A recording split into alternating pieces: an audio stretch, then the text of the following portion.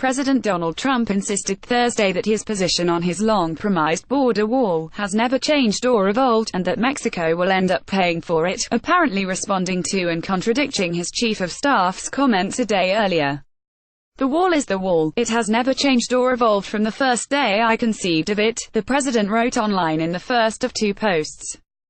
"Parts will be, of necessity, see-through, and it was never intended to be built in areas where there is natural protection, such as mountains, wastelands or tough rivers or water." Story continued below. "The wall will be paid for, directly or indirectly, or through longer-term reimbursement, by Mexico, which has a ridiculous $71 billion trade surplus with the U.S., he continued in the second post.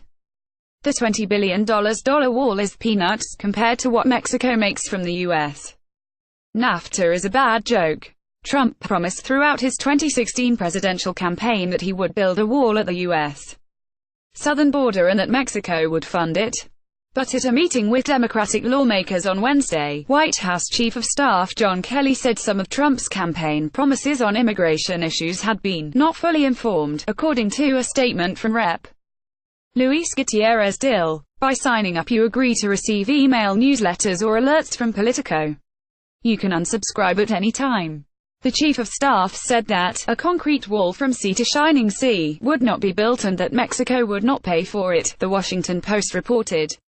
Kelly, in an interview Wednesday with Fox News' Brett Baier, also said the president has changed the way HES looked at a number of things and that experts had shown Trump that along the U.S.-Mexico border, there are places where, geographically, a wall would not be realistic.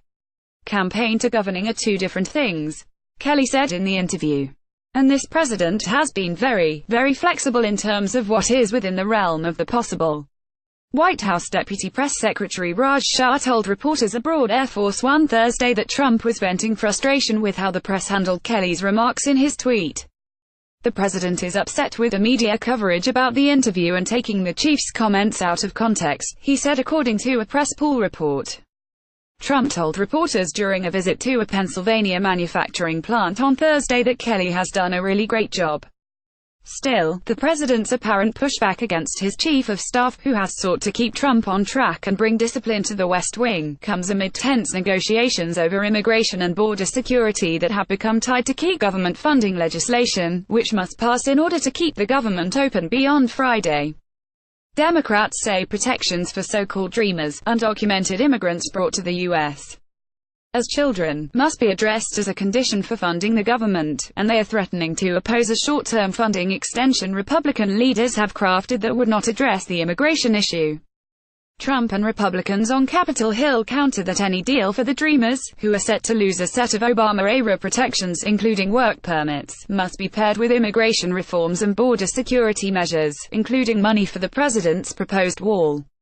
Negotiators on Capitol Hill have at times seemed close to a deal, only to have preliminary agreements struck down by Trump.